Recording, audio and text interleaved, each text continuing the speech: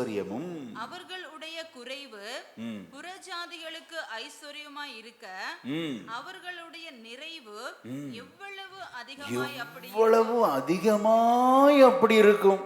அவர்களுடைய தவறு, எவர்களுடைய தவறு? யூதர்களுடைய தவறு.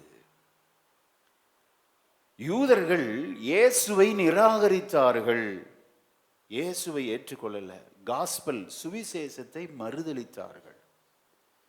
ஆண்டவர் பார்க்கிறார், என் ஜனத்துக்காக வந்தேன், என் ஜனமோ என்னை தள்ளிவிட்டது என்று சொல்லி இந்த விலையேற பெற்ற ரட்சிப்பை புறஜாதிகளாகிய நமக்கு என் தேவன் கொடுத்தார். அல்லேலூயா, ஆமென். அதான் ஐஸ்வர்யங்க. ரிச்னஸ்னா என்ன நினைக்கிறோம்? இந்த உலகத்தின் ஐஸ்வர்யம் நினைக்கிறோம். இந்த உலகத்தின் ஐஸ்வர்யம் இந்த உலகத்தோடு முடிவடைந்து விடுகிறது. ஒரு சல்லி நயா பைசா காசு இந்த உலகத்திலிருந்து நம்ம கொண்டு போக முடியாது. எது உண்மையான ஐஸ்வர்யம், எது ரைட் ரிச்னஸ் அப்படின்னா தேவன் நமக்கு கொடுத்த இந்த விலையேற பெற்ற ரட்சிப்பு. அல்லேலூயா. இதுதான் நம்மை நித்தியத்திற்கென்று அழைத்து செல்லுகிறது. மரணம் முடிவல்ல, மரணம் ஒரு வாசல், அடுத்த ஒரு வாழ்க்கைக்கு ஒரு என்ட்ரி தான் மரணம். மரணத்தை குறித்து நம்ம பயப்படுகிறோம். ஸ்தோத்திரம். ஜனன நாளை பார்க்கிலும் மரண நாள் நல்லது என்று வேதம் சொல்லுகிறது. அப்போ ஒரு டெத் நடந்தால் நல்லதுன்னு நினைக்கணும். சீக்கிரமா போயிட்டாங்க, எவ்வளோ யுகாயுகமாய் சந்தோஷமாய் இருக்கிற நாள். அங்கே கண்ணீர் இல்லை, வேதனை இல்லை, கவலை இல்லை, துக்கம் இல்லை, சுகர் இல்லை, ப்ரெஷர் இல்லை, எதுவும் கிடையாது. ஆம்புலன்ஸ் இல்லை, ஹாஸ்பிட்டல் இல்லை, நோ டெஸ்ட் ரிசல்ட். ஆமென். யுகாயுகமாய் கர்த்தரோடு சந்தோஷமாய் இருக்கிற நாட்கள். அல்லேலூயா. அந்த ரிச்னஸ், அதுதான் ஐஸ்வர்யம். தப்பு கணக்கு போட்டக்கூடாது. எது ஐஸ்வர்யம்? யூதர்கள் தன் ஜனத்திற்காக வந்தார், ஆனால் யூத ஜனம் இந்த ரட்சிப்பை அலட்சியம் பண்ணினது, அது அவமதித்தது. அவர்கள் இயேசுவை ஏற்றுக்கொள்ளல, இந்த காஸ்பல் நற்செய்தியை ஏற்றுக்கொள்ளல. ஆண்டவர் பார்க்கிறார், இந்த ரிச்னஸை ஸ்தோத்திரம் புறஜாதிகளுக்கு நான் கொடுப்பேன்னு சொல்லி. ஓ ஹல்லேலூயா. இந்த ஐஸ்வர்யம் அப்படியே நமக்கு ஆண்டவர் பாஸ் பண்ணினார். ஹல்லேலூயா, ஆமென். அவர்களுடைய தவறு நமக்கு நன்மையை கொண்டு வந்திருக்கிறது. யூதருடைய நிராகரிப்பு நமக்கு நன்மையை கொண்டு வந்திருக்கிறது. இப்போ இங்க நல்லா கவனிச்சிங்கன்னா, இது யார் மேல தவறு? நம்ம வீட்டில் 2 பிள்ளை இருக்கிறாங்கன்னு வச்சுக்கோங்க. பிள்ளைகள்கிட்ட கேட்போம், வேணுமா? 4-5 தடவை கேட்பாங்க. அன்பான பெற்றோர் கேட்பாங்க, என்ன சொல்கிற சொல்லு, நான் தம்பிக்கு கொடுக்க போகிறேன் அப்படிம்பாங்க. இது கோச்சிக்கிட்டு என்ன பண்ணும்? வேண்டாம், எனக்கு இது வேண்டாம்னு சொல்லி அப்படியே ஒரே எடக்கு தான். பெற்றோர் பார்ப்பாங்க, நீ எடக்கு பண்ணுறல்ல, உன் தம்பி கொடுத்துன்னு சொல்லிட்டு அப்படியே அந்த நன்மையை தூக்கி அவனுக்கு கொடுத்துருவாங்க. இப்போ இது யார் மேலே தவறு அப்படின்னா, பெற்றோர் மேலே அல்ல. சான்ஸ் கொடுத்துக்கிட்டே இருக்கிறார், யூதர்களுக்கு கொடுத்துக்கிட்டே இருக்கிறார். யூதர்கள் ஏற்றுக்கொள்ளாததுனால விலையேற பெற்ற ரட்சிப்பை தேவனுடைய சாயலில் படைக்கப்பட்ட புறஜாதிகளுக்கு ஆண்டவர் பாஸ் பண்ணுகிறார். அல்லேலூயா, ஆமென். அவருடைய தவறு நமக்கு நன்மை கிடைத்தது. ஒரு நாள் நினைக்க கூடாது ஆண்டவர் பட்சபாதம் உள்ள தேவன் அப்படின்னு நினைக்க கூடாது. பார்ஷியாலிட்டி பார்க்கிறாரு. நெவர். நமது தேவன் நீதி செய்கிறவருங்க. நம்ம மேல உள்ள தப்புக்கு அவர் என்ன செய்வார்? ஒரு பாத்திரத்தில் தண்ணி அடிச்சுக்கோங்க, அதில் முட்டையும் போடுங்க, உருளைக்கிழங்கும் போடுங்க. கொஞ்ச நேரத்தில் முட்டை என்ன ஆயிடுது? ஹார்டாயிருது. அதே பாத்திரத்தில் உருளைக்கிழங்கு இருக்கு, அதை அமுக்கி பாருங்க, சாஃப்ட் ஆயிருது. ஒரே சூழல் ஒருவனுக்கு கடின இருதயத்தையும் ஒருவருக்கு இளகின இருதயத்தையும். இப்போ இது யார் மேலே தவறு சொல்லுவீங்க? சுடுதண்ணி மேலே தவறு சொல்லுவீங்களா? நம்ம விருப்பம்தான். ஏற்றுக்கொள்றது ஏற்றுக்கொள்ளாததெல்லாம் ஆண்டவர் பட்சபாதம் உள்ள தேவன் அல்லவே. பார்ஷியாலிட்டி கிடையாதுங்க. வாய்ப்பு கொடுத்துக்கிட்டே இருப்பார். இரக்கத்தில் ஐஸ்வர்யம் உள்ளவர். அல்லேலூயா. அதான் ரிச்னஸ். ஐஸ்வர்யத்தின் ஆழம் என்ன நினைக்கிறீங்க? காசு பணம் கிடையாது. நம்ம மேல் இருக்கிற இரக்கத்தினால் தேவன் நம்மை கொண்டு வந்திருக்கிறார். அல்லேலூயா. இந்த சபையில் எவ்வளவு பேர் இருக்கிறார்? நிறைய பேர் கடின இருதயம் பார், நீங்களே இலகின இருதயம். ஆகவே தான் இங்கே வந்து அமர்ந்து இந்த சத்தியத்தை கேட்கிறீங்க. ஆமென். சோத்திர. கடின இருதயம் ரொம்ப ஆபத்து. இலகின இருதயம். ஆண்டவர் சொல்றாரு, ஒருவன் சிறு பிள்ளையை போல் ஆகாவிட்டால் தேவனுடைய ராஜ்யத்துக்குள். சிறு பிள்ளையுடைய இருதயத்தை கவனிங்க. கசப்பு, வைராக்கியம், கோபம் எதுவுமே இருக்காதுங்க. ஒரு களங்கமில்லாத இருதயம். என்னதான் நம்ம வயசானாலும் நம்ம இருதயம் உள்ளான அந்த எண்ணங்கள் சிறு பிள்ளைகளை போல இருக்கணும். அப்போ கண்டிப்பா நம்ம தேவனுடைய ராஜ்யத்திற்கு உட்பட்டவர்கள். ஆமென். ஸ்தோத்திரம். ஆனா சிலர் வேத வல்லுநர்கள் அல்லது இந்த ஆராய்ச்சியாளர்கள் இந்த கால்வினிசம்னு சொல்லுவாங்க. கால்வினிசம் ரொம்ப பொல்லாதது. அவங்க என்ன சொல்றாங்க அப்படின்னா, ஆண்டவர் ஏற்கனவே சூஸ் பண்ணிட்டாருங்க, அவங்க தாங்க பரலோகத்துக்கு வருவாங்க. சூஸ் பண்ணாத ரிஜெக்டட் கேஸ் இருக்கு, அது வராது அப்படிங்கிறாங்க. அது ஒரு விதத்தில் கூட்டி கழிச்சு பார்த்தீங்கன்னா ரொம்ப தவறு செய்ய நம்ம தூண்டிவிடும். ஆமாம், அப்புறம் எதுக்கு சுவிசேஷத்துக்கு ஜெபம் பண்ணணும்? 12 மணி நேரம் ஜெபம், உபவாச ஜெபம், எதுக்கு ஜெபம்? அவர் தான் ஆல்ரெடி சூஸ் பண்ணிட்டாரு. அவர் சூஸ் பண்ணவங்க மட்டும்தானே பரலோகம் போவாங்க. அவரால் தெரிந்து படாதவர்கள் அவங்க எப்படி போக முடியும்? இது பார்த்தீங்கன்னா கொஞ்சம் கொஞ்சமாக நம்மளை ஜெபிக்க வைக்காத, ஆண்டவரை தேட. ஏன்னா அவரால் நான் தெரிந்தெடுக்கப்படலையே. தெரிந்தெடுக்கப்பட்டால் கண்டிப்பாக நான் கிறிஸ்தவத்துக்குள்ள இருப்பேன். அவரால் தெரிந்தெடுக்கப்படலை. நான் எதுக்கு ஆலயத்துக்கு, நான் எதுக்கு ஜெபிக்கணும்? ஏன்னா எல்லாமே pre planned. Calvinism it says like that. இப்படி தான் சொல்லுது. அது கொஞ்சம் ரொம்ப ஆராய்ச்சி செஞ்சு பார்த்தீங்கன்னா அப்போ ஜெபம் பண்ணுறது வேஸ்ட்டு, கொடுக்கறது வேஸ்ட்டு, ஆலயத்துக்கு எல்லாமே வேஸ்ட்டு. எல்லாமே அவர் ப்ரீ பிளான் பண்ணிட்டாருங்க. இதில் என்னங்க ஏன் ஐடியா என்னங்க இருக்கு? ரொம்ப பொல்லாதது. நிறைய உபதேசத்தை நம்ம பிரித்து பார்க்கணும், அப்படி எது உண்மை அப்படின்னு. ஆனால் நம்முடைய ஆண்டவர் அப்படிப்பட்டவர் அல்ல. அல்லேலூயா. தெரிந்தெடுத்திருக்கிறார். ரட்சிப்பு நிறைவேற பிரயாசம் சொல்லியிருக்கிறாரு. ஸோ ரட்சிப்பு கிருபைங்க. ஆனால் ஃபுல்ஃபில் ஆகணும் அப்படின்னா நம்ம ஆண்டவரை கருத்தாய் தேட வேண்டும். அல்லேலூயா. ஆமென். பாவத்தின் வாழ்க்கையிலிருந்து வெளியே வரணும். அந்த ரிச்னஸ், ஐஸ்வர்யத்தின் ஆழத்தில் தேவன் நம்மை அழைக்கிறார். எத்தனை பேர் ஆயத்தமா இருக்கிறோம்? ஆமென். யூதர்களுடைய தவறு, நிராகரிப்பு நமக்கு நன்மையை கொண்டு வந்தது. மீண்டும் இப்போ நான் சொன்ன இந்த விளக்கத்தோடு நீங்கள் வாசித்தீங்கன்னா ஈஸியாக உங்களுக்கு புரியும். இந்த ரோமர் 11 போல கடினமான ஒரு அதிகாரம் எதுவும் இல்லைன்னா ரொம்ப இது ஹார்டானது. இதனுடைய அர்த்தத்தை விளங்கி கொள்ள பரிசுத்த பவுலடிகளார் ஒரு ஒலிவ மரத்தை பயன்படுத்துகிறார்.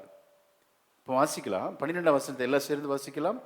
அவர்களுடைய தவறு உலகத்திற்கு ஐஸ்வர்யமும் குறைவு புறஜாதிகளுக்கும் இருக்க அவருடைய நிறைவு.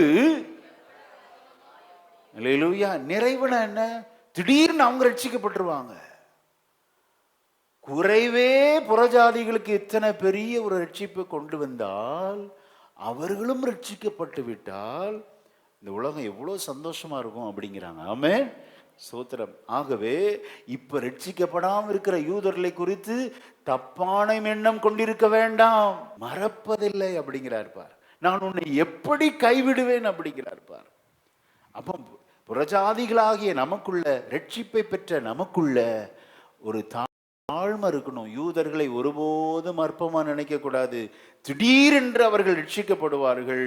அப்படி ரட்சிக்கப்பட்ட குறைவே உங்களுக்கு ஐஸ்வர்யத்தின் நன்மையை கொடுக்கும் என்றால், அவர்களும் ரட்சிக்கப்பட்டு இந்த ரட்சிப்பின் சுவிசேஷத்தை ஏற்றுக்கொள்வார்கள்னால் அது எவ்வளவு மேன்மையா இருக்கும் என்று ரோமாபுரியாருக்கு பரிசுத்த பவுலடிகளார் எழுதுகிறார். அல்லேலூயா. அந்த நாட்களில் புறஜாதிகள் ரட்சிக்கப்பட்டவன யூதர்களை அற்பமாக நினைக்க ஆரம்பிச்சிட்டாங்க. யூத குலம் நீ ஏற்றுக்கவே இல்லை, புறஜாதியை பார், எங்களுக்கு ஆண்டவர் கொடுத்தார். சோத்திரம். ஒருபோதும் நாம் பெற்ற ரட்சிப்பை நினைத்து மேட்டிமை அடையவே கூடாது. அல்லேலூயா. தொடர்ந்து நம்மை தாழ்த்தணும். இது இப்போ எப்படி நம்ம பாஸ்டர் நாங்கள் எங்க யூத குலத்தை அற்பமாக நினைக்கிறோம் அப்படி நீங்க நினைக்கலாம். சோத்திரம். ஏற்கனவே ரட்சிக்கப்பட்டு இப்ப பின்மாற்றத்தில் இருக்கிற சிலர் என்ன செய்யக்கூடாது? அற்பமா நினைக்க கூடாது. திடீரென்று அவர்கள் ரட்சிக்கப்படுவார்கள். யாருக்கு தெரியும்? பாவிகள் ரட்சிக்கப்படுவார்கள்.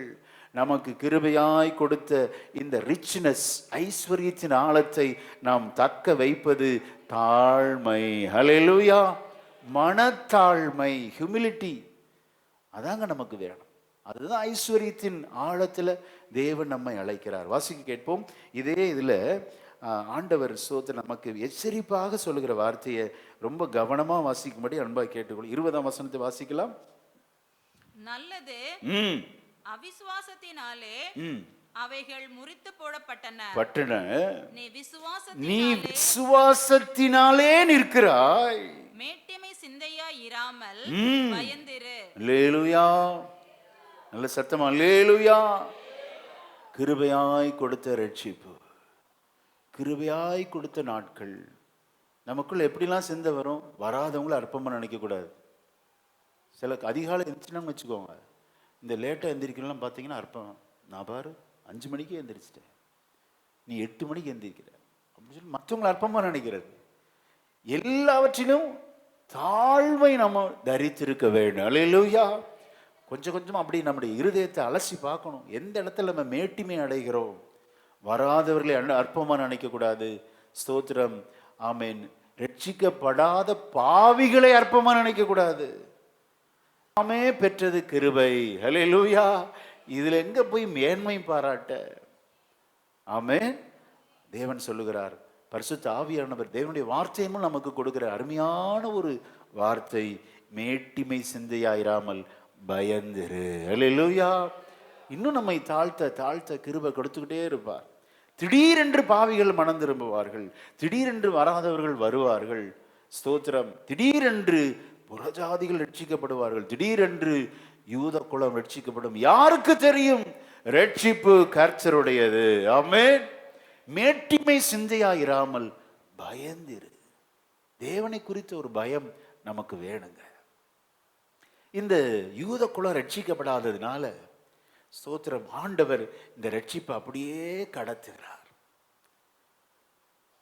கவனிங்க, என்னத்தான் இளையகுமாரன் வீட்டை விட்டு தூரமாய் போய் தான் தோண்டித்தனமா செலவு பண்ணாலும் அவன் தகப்பனின் குமாரன் தான். அல்லேலூயா. திருப்பி வந்தா ஏத்துக்கிட்டாரா இல்லையா? ஏத்துக்கிட்டாரு. ஆனா யாரு ஏத்துக்கல? பெரிய பரிதாபம் பார்த்தீங்கன்னா, வீட்டுக்குள்ளே இருந்த விசுவாசி ஏத்துக்கல. மூத்த தகப்பன் அவன் இருக்கான், நான் வரமாட்டேன், நான் வெளியே தான் நிற்பேன். தகப்பன் ஏத்துக்கிட்டாருங்க. ஆனா மூத்த குமாரனை பாருங்க, என்ன பொல்லான கடினமான இருதயம். தகப்பனோடு இருக்கிறான், வீட்டிலே தான் இருக்கிறான். இதை குறித்து ஒரு பெரிய 2 மாசமா தியானம் பண்ணிட்டு இருக்கிறேன். திடீரென்று ஆண்டவர் எப்போ ஏவுகிறாரோ பயங்கரமான சத்தியங்க, ஆழமான சத்தியம். அப்போ நான் கேட்குறேன், சோத்திரம், பரலோகத்தில் உங்களுக்கு பிடிக்காதவங்க இருந்தால் உள்ளே போக மாட்டேன்னு சொல்லுவீங்களா? உங்களுக்கு பிடிக்காத நபர் பரலோகத்துக்குள்ளே இருந்தால் அவன் இருக்கான், ஆண்டவர் அவள் இருக்கா, நான் என்ன வரமாட்டேன். அந்த இளையகுமாரன் மூத்த குமாரன் அந்த ஓமை பாருங்க, இது எப்படி முடியும் அப்படின்னா, தகப்பன் இறங்கி போய் கேட்பார், வருந்தி அழைப்பார், வாப்பா தம்பி வந்திருக்கான், ரட்சிக்கப்பட்டு வந்திருக்கிறான், மனம் திரும்பி வந்திருக்கிறான், ஏத்துக்கோ அப்படிங்கிறார். ஏத்துக்கும். எனக்கு ஒரு கண்ணு குட்டு அடிச்சியாயா? நீ உன் கூடவே இருந்தேன், உனக்கான எல்லாம் உழைச்சேன், இதோ அப்படிமா. அந்த வார்த்தையெல்லாம் பயங்கரமா இருக்குங்க. இவன் தகப்பன் சொல்லி, உமது வேலைக்காரில் ஒருவனாக கூட என்ன நினைக்காதீங்க, அடிமையா நினைச்சு ஏற்றுக்கோங்கன்னு சொல்லி இந்த மனம் திரும்புகிற இளையகுமாரன் உள்ள வர்றாங்க. ஆனா தகப்பன் இதோ அப்படிங்கிறான், மரியாதை இல்லாம பேசுறான். பாத்தீங்களா இருதயம்? பாருங்களா, கடின இருதயம். அது இருக்கக்கூடாதுங்க. கடைசி வரை அவன் உள்ள வந்ததா போடல. ரொம்ப துயரம்னா துக்கம்னா அந்த அதை 2 மாசமா தியானிச்சுட்டு இருக்கிறேன். நம்ம இருதயத்தில் அந்த கடின இருதயம் இருக்கவே கூடாது. அல்லேலூயா. உங்களுக்கு முன்பாக யாராவது ஒரு கொலைகாரன், உங்களுக்கு நல்லா தெரியும், கொள்ளை அடிச்சவன், விபச்சாரின்னு ஒருத்தன் தெரிஞ்சவங்க சபையில் உட்கார்ந்தா ஏத்துக்குவீங்களா? ஏத்துக்க மாட்டீங்களா? ஆண்டவரை ஏத்துக்கிட்டாருங்க. நம்ம யாருங்க? Who are we? மேட்டிமை சிந்தையாயிராமல் பயந்திரு. அல்லேலூயா. நம்ம என்ன நினைச்சிடறோம்னா, நான் ராஜா வீட்டு பிள்ளை, இவெல்லாம் ரட்சிக்கப்படாதவன், அவனுக்கு ஜெபிக்க தெரியல, பைபிள் வாசிக்க தெரியல. நமக்குள்ள பயங்கரமான இந்த மேட்டிமைகள் வரவே கூடாது. அல்லேலூயா. திடீரென்று ஐஸ்வர்யத்தின் ஆழத்தை நம்ம புரிஞ்சு வச்சுட்டாதான் இந்த தாழ்மை நமக்கு இருக்குங்க. இந்த ஐஸ்வர்யத்தின் ஆழம் டாபிக் எதற்காக? நம்ம இருதயம் மேட்டிமை அடையக்கூடாது. ரட்சிப்பு கர்த்தருடையது. அல்லேலூயா. யாருக்கும் எப்பவும் ரட்சிப்பை கொடுக்க அவர் தயாள குணமுள்ளவராய் இருக்கிறார். ஆமென். இவங்க ஜெபிக்கல, சர்ச்சுக்கு ஒழுங்கா வரலன்னு சொல்லி யாரையும் ரிஜெக்டட் லிஸ்ட்ல வச்சிடறாதீங்க. நான் அப்படி செய்யவே மாட்டேங்க, ஒருபோதும் செய்ய மாட்டேன். இங்க கடிந்து பேசுற மாதிரி இருக்கும், ஆனா அவங்களை அதிகமாக நேசிப்பேன். திடீரென்று அந்த ஆத்மா சந்திக்கப்பட்டு சபைக்கு பார்த்தீங்கன்னா வலது கையா இருப்பாங்க. யாருக்கு தெரியும்? ஒருவரையும் நம்ம அற்பமா நினைக்க கூடாது. அப்படி சொல்லிட்டு இவர் சொல்றாரு பாருங்க, ஒரு உருவகத்தை இந்த ரோமர் 11 கொண்டு வர்றார். வாசிக்க கேட்போம். 17ஆம் வசனத்தை வாசிக்கலாம். சில கிளைகள் முறித்து போடப்பட்டிருக்க காட்டொலிவ மரமாகிய நீ அவைகள் இருந்த இடத்தில் ஒட்ட வைக்கப்பட்டு ஒலிவ மரத்தின் வேருக்கும் சாரத்துக்கும் உடன் பங்காளியா இருந்தாயானால் நீ அந்த கிளைகளுக்கு விரோதமாய் பெருமை பாராட்டாதே. பெருமை பாராட்டுவாயானால் நீ வேரை சுமக்காமல் உன்னை சுமக்கிறது என்று நினைத்துக்கொள். அருமையான உருவகம். அந்த நாட்கள் எல்லாருக்கும் தெரிந்த ஒரு உருவகத்தை பவுலடிகளார் இங்கே பதிவு செய்கிறார். ஒரு ஒலிவ மரம் வயசாயிருச்சுன்னு வச்சுக்கோங்களேன், அது கொஞ்சம் கொஞ்சமா தளர்ந்து போய் வாடி அப்படி இறக்குற சூழல்ல என்ன பண்ணுவாங்க அப்படின்னா, அதனுடைய கிளைகளை முறிப்பாங்களாம். சில மரத்தை ஓங்கி வளரணும் என்ன செய்வாங்க, தேக்கு மரத்தெல்லாம் பார்த்தீங்கன்னா கிளைகளை முறிச்சு போடுவாங்க. ஏன்னா அது ஓங்கி நல்லா வளரணும், அப்போ தான் அந்த தடி பெருசாகும். இந்த ஒலிவ மரம் பட்டு போயிடக்கூடாதுன்னு சொல்றதுக்காக பிரான்ச்சஸ் கிளைகளை என்ன பண்ணுவாங்கன்னா வெட்டிடுவாங்களாம். வெட்டி காட்டொலிவ மரம், காட்டில் யாருங்க தண்ணி ஊற்றி வளர்க்குறா, அதான் வளருது. அந்த ஒலிவ கிளைகளை அறுத்து கொண்டு வந்து இதோடு ஒட்டி வைப்பாங்களாம்.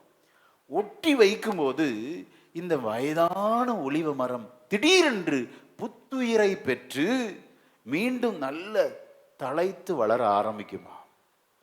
இப்போ இந்த காட்டொலிவ மரத்திலிருந்து வெட்டி கொண்டு வந்து வைக்கப்பட்ட இந்த கிளை நினைக்குமா, இது வளர்றதுக்கு காரணம் நான் தான் நினைக்குமா. புத்துயிர் பெற்றது காட்டொலிவ மரத்திலிருந்து வெட்டி கொண்டு வந்து ஒட்ட வைக்கப்பட்ட கிளைகளால் தான் இந்த ஒலிவ மரம் இப்பொழுது மீண்டும் உயிரடைந்திருக்கிறது என்று தனக்குள்ளே பெருமை அடையுமா. அவர் சொல்றாரு, நீ பெற்ற ரட்சிப்பு என்பது ஒரு காலத்துல காட்டுக்குள்ள இருந்த சோதரம், ஆண்டவர் கிருபையாய் உன்னை அங்க இருக்கக்கூடாது, வீட்டுக்குள்ள கொண்டு வரணும்னு சொல்லுவதற்காக அந்த கிளைகளில் உன்னை வெட்டி இந்த விலையேற பெற்ற ரட்சிப்பை உனக்கு கொடுத்திருக்கிறார். அல்லேலூயா. ஆமென். யோசிச்சு பாருங்க, நம்ம புறஜாதியா இருந்த ரட்சிக்கப்படாத நாட்கள் எவ்வளவு முரட்டு சுபாவம் இருந்தது, எத்தனை பொய், எத்தனை அவதூறான பேச்சுக்கள், சிந்தைகள். ஆனா கிருபையாய் கொடுத்த இந்த ரட்சிப்பினாலதான் பரிசுத்தம் அடைந்திருக்கிறோம். அல்லேலூயா. அப்பாவுடைய சுத்த கிருபை. அதை நினைக்காம மேட்டிமை அடையக்கூடாது. மேட்டிமை அடையாமல் சோத்திரம் நம்மை தாழ்த்த வேண்டும். அல்லேலூயா. ஆமென். எங்க பாஸ்டர் இதெல்லாம் வேதத்துல சொல்லியிருக்கு அப்படின்னா, ஆங்காங்கே ஆண்டவர் பார்த்தீங்கன்னா சில உதாரணத்தை சொல்லுவேன். இந்த காட்டொலிவ மரமாகிய சோத்திரம், புறஜாதிகள் காட்டொலிவ மரத்துக்கு அடையாளமாக இருக்கிறார்கள். இந்த பழைய ஒலிவ மரம் அது யூத குலத்தை குறிக்கிறது. இந்த யூத குலத்தை புத்துயிர் அடைய செய்வதற்காக நமக்கு தெரியும், பழைய ஏற்பாட்டில் ராகாப் வேசி, அவளை எடுத்துட்டு வந்து ஒட்ட வைக்கிறார் பாருங்க.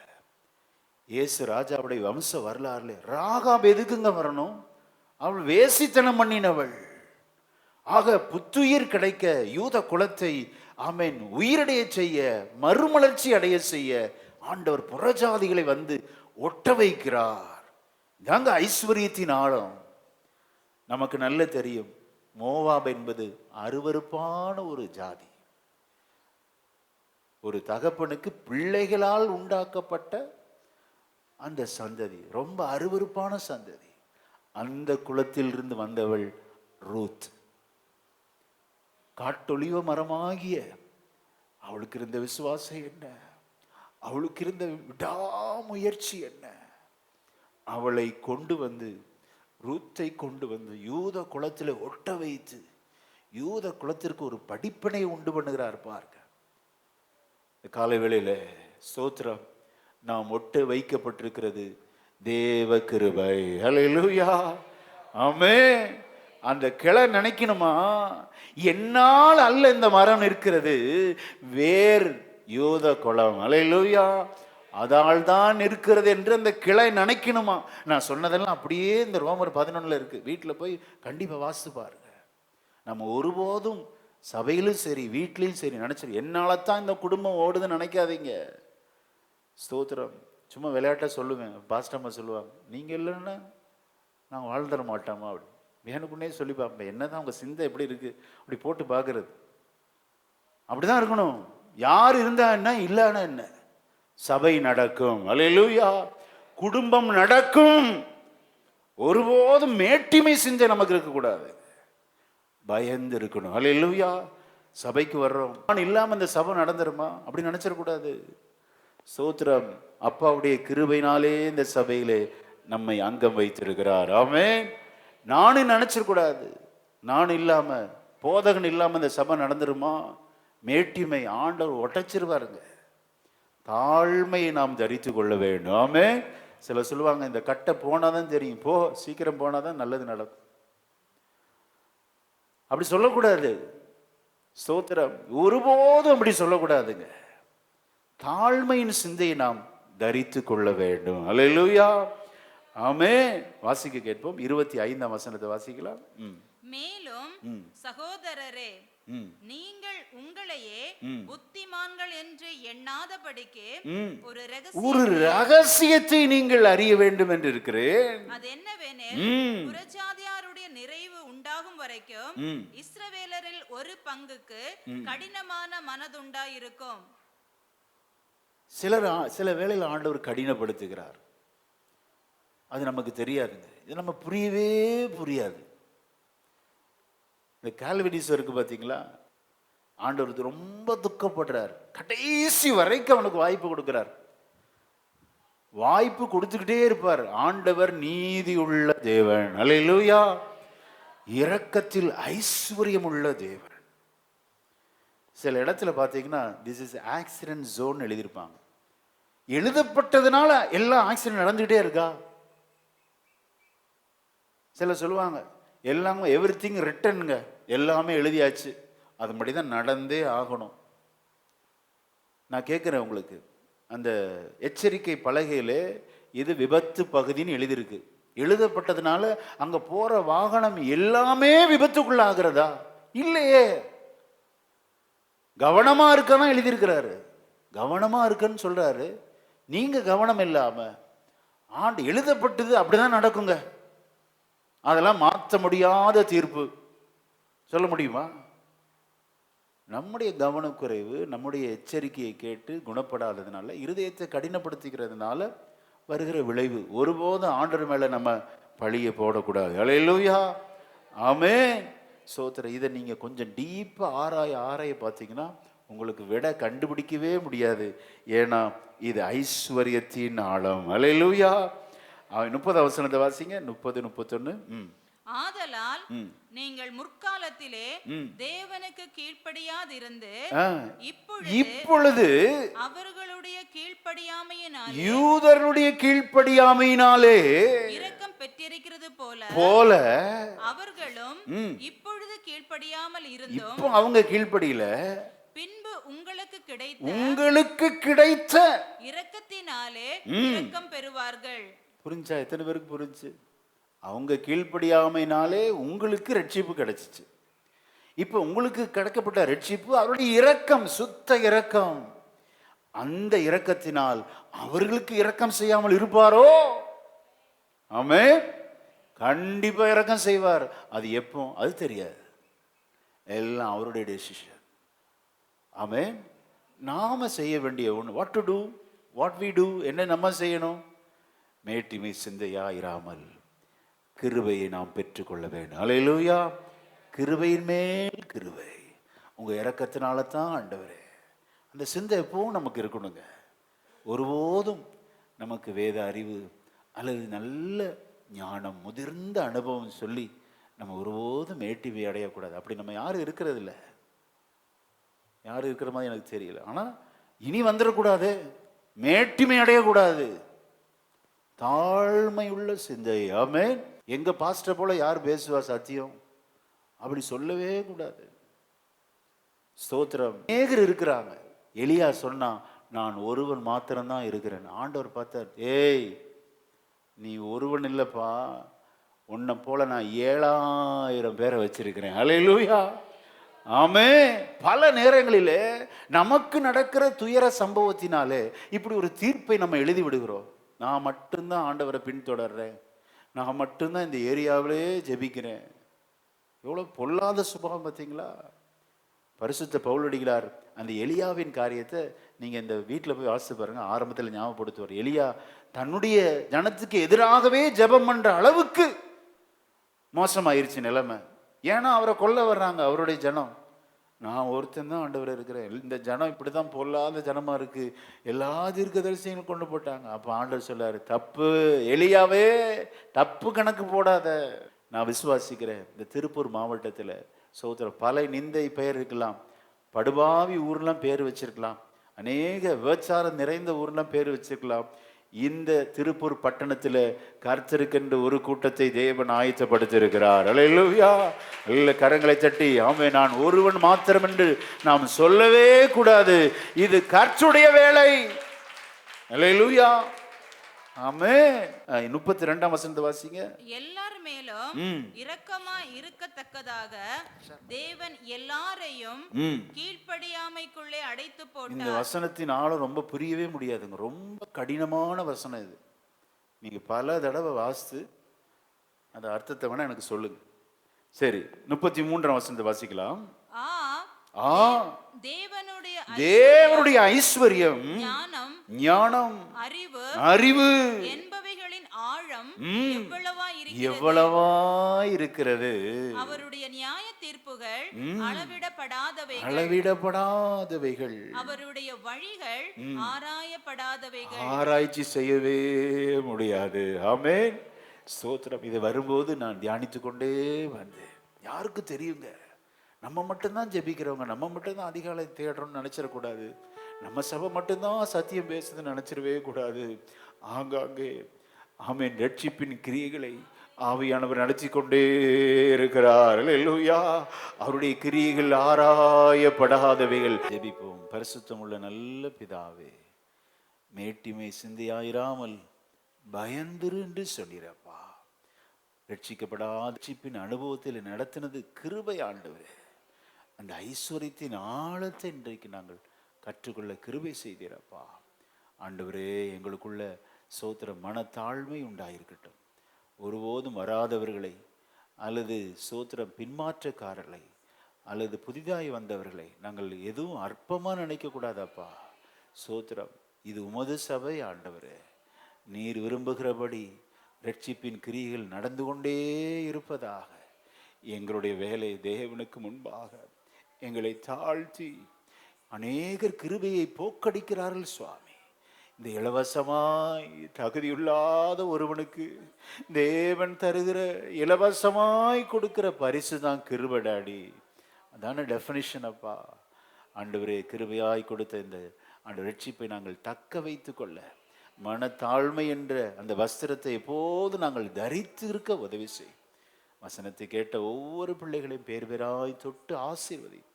ஆண்டவர், நாளை கடைசி நாள் அப்பா, தவறாமல் எல்லா கூட்டங்களையும் நாங்கள் பங்கு பெற்று தொடர்ந்து எங்களை தாழ்த்தி கொண்டே இருக்க கிருபை மேல கிருபை பெற்று அநேகரை ரட்சிப்புக்குள்ள நடத்த எங்களுக்கு கிருபை செய்யுங்கப்பா.